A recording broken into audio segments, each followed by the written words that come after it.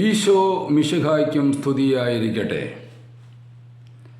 വിശുദ്ധ പൗലോസ് ശ്ലീഹ റോമാക്കാർക്ക് എഴുതിയ ലേഖനം 12-ാം അധ്യായം 2 മുതലുള്ള വചനങ്ങൾ. നിങ്ങൾ ഈ ലോകത്തിന് അനുരൂപരാകരുത്, പ്രത്യുത നിങ്ങളുടെ മനസ്സിൻ്റെ നവീകരണം വഴി രൂപാന്തരപ്പെടുവിൻ.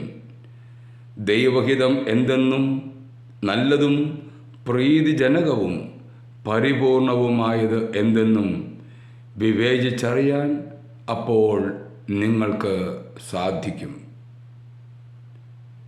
യേശുവേ, ലോകത്തോട് പൊരുത്തപ്പെടാനുള്ള ഞങ്ങളുടെ ആഗ്രഹങ്ങളെയെല്ലാം അങ്ങൊന്ന് എടുത്തു കളയണമേ. പകരം അങ്ങയോട് താതാത്മ്യപ്പെടുവാനുള്ള, കുരിശിനോട് ചേർന്ന് നിൽക്കാനുള്ള കൃപ, ശക്തി ഞങ്ങൾക്കേവർക്കും നൽകണമേ. ആമേൻ.